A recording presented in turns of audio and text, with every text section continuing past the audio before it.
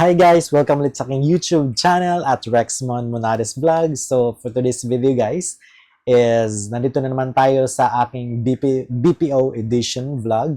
So for today's video guys is meron lang akong tatlong i-discuss ngayon guys.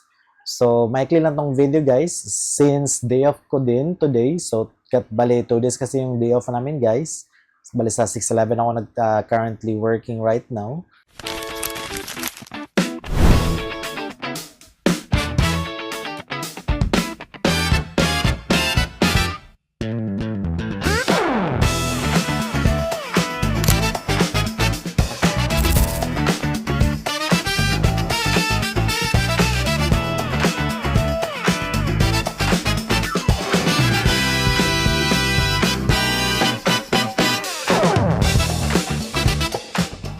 So since nung last week guys, since gumawa ako ng vlog related sa BPO, so another topic na naman ngayon guys is related din sa BPO kasi ito yung current work ko ngayon.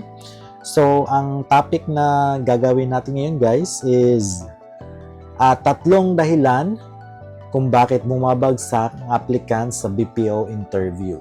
So napapatanong 'di ba kayo kung bakit napakahalaga talaga tong tatlong topic na to guys or tatlong words na to. So first guys is not prepared. So bakit nga ba?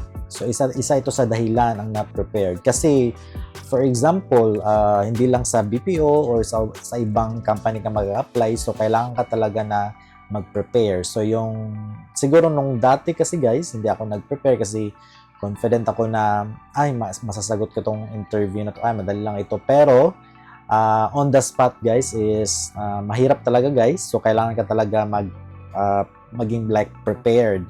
So not prepared is the most common sa mga newbie usually based on my experience guys. Para maiwasan to guys, so kailangan ka mag-practice before ka sasalang sa interview. So like i-prepare mo yung sarili mo, tapos mag-practice ka. Yan din ang isa sa dahilan kaya bumabagsak sa mga initial interview kasi walang practice. So when we say practice guys, kailangan ka mag-record ng iyong boses, like i-record mo yung boses mo, tapos pakinggan mo kasi maganda kasi yung i-record mo yung voice mo guys by using your phone para at least tama ba yung malalaman mo yung kung tama ba yung yung response mo at tama ba yung pag-pronounce mo sa mga words, especially may mga interviewer guys na medyo tricky at napaka-stricto or stricta guys. So you need to practice pronunciation, tapos English grammar. So isa din sa magandang gawin guys is manood kayo ng mga movie para at least masasanay kayo kung paano kayo magsalita ng English.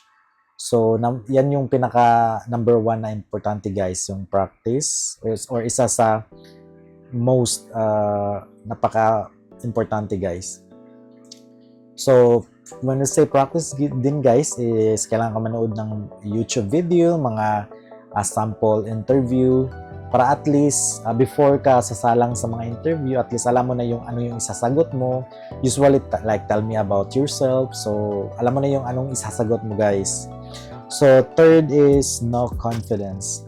So ang yung iba, bali nung newbie pa lang ako guys, so akala ko kasi na itong dati kaya ko yan mag-take ng interview, like mag-take ng call, pero ito yung isa sa dahilan guys kaya bumabagsak ang iba, newbie or may experience ka ba, especially pag wala kang like no confidence. So when we say wala kang confidence guys, so ibig sabihin malalaman kasi yan guys, especially sa mga if may schedule interview ka. So pag yung boses mo is parang walang confidence or no confidence, so malalaman niya ng interviewer. Kaya isa din yan sa dahilan na bumabagsak ang mga aplikante. So, kaya mahalaga talaga to guys, itong tatlong word na to guys. Like, ito yung tatlong dahilan na bumabagsak ang mga applicant. Not prepared, no practice, no confidence, or not confident. Kaya mahalaga to guys na dapat tanggalin ito guys para at least dapat maging effective ka guys as a call center agent. Hindi naman na agad-agad na biglaan yung confidence mo, prepared ka. Kaya ang tinatawag na you need to kailangan mo siyang i-absorb sa sarili mo. Sa call center guys, hindi ka naman totally na parang mahihirapan ka masyado kasi may mga training siya guys. So on that specific period na training, doon i-enhance yung skills mo guys. So may mga training yun guys. So doon mo malalaman yung mga product knowledge at iba pa.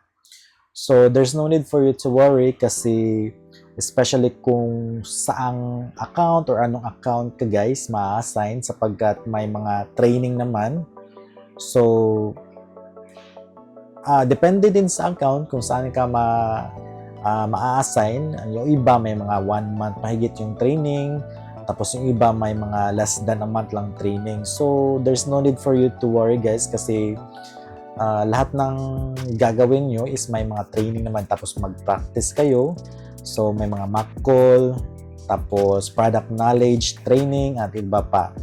Kaya huwag kayong kakabahan guys, or baka feeling nyo mahihirapan kaya. So itong tatlong topic natin guys, so itong tinatawag na not prepared, no practice, no confidence, so ma-overcome mo ito guys after training. So sa not prepare, matatanggal na yan guys kasi nag-training kayo, ma-absorb mo lahat yung mga lesson, trainings, tapos ang no practice, ma-overcome nyo ito guys, especially after training. Tapos hindi naman siya like totally ma-absorb lahat, pero at least step by step, kasi may mga training din na like 1 month mahigit. So in that specific 1 month guys, at least marami kayong matututunan. So tapos itong no confidence guys is ma-overcome mo na ito kasi may like confidence ka na mag-take ng call, confidence ka na mag-assist na sa mga customer, either voice or non-voice. So may confidence ka na guys, so you need to be confident kasi importante yun guys, especially mag-take ka ng call or makipag-communicate ka sa inyong client or whatsoever. So regarding for that guys is step by step. Hindi naman siya yung biglaan na ma-absorb mo yung mga pinag-trainingan nyo, pero at least step by step within that specific period, at least marami kang matutunan, tapos ma-enhance yung capabilities mo guys. So within based on my previous work, 3 taon mahigit, so marami akong natututunan guys. So itong video na ginawa ko ngayon guys, ito yung shinare ko din sa inyo. So especially in how to be confident in your work. So when you say sa pagiging call center, minsan guys is mahirap talaga siya, pero everything will be smooth, especially pag mag-practice ka. May mga coaching naman din guys sa mga team leader nyo, tapos sa mga kasama mo sa trabaho. Kung hindi mo alam yung like wala ka pang masyadong alam sa product knowledge, or hindi ka pang masyadong expert, may mga kasama ka din guys, mga subject matter expert, yung team leader mo. Bali nung dati guys is yung mga like nung baguhan pa lang ako sa technical, so ang ginawa ko guys is inunti-unti ko in-absorb yung mga product knowledge. So yun, smooth lang guys. So there's a lot of things that we need to learn guys. Hindi naman siya biglaan, pero at least unti-unti mo siyang matututunan. So ayun na nga guys, yun yung topic na pinaka-importante guys in regards on a BPO industry. So, kung mayroon pa kayong mga katanungan, suggestion, comment, huwag kayong mahiya guys na mag-comment dito sa YouTube channel ko guys. So, for more videos, don't forget to like, share, and subscribe sa aking YouTube channel at Rex Manmares Vlog. Bye guys!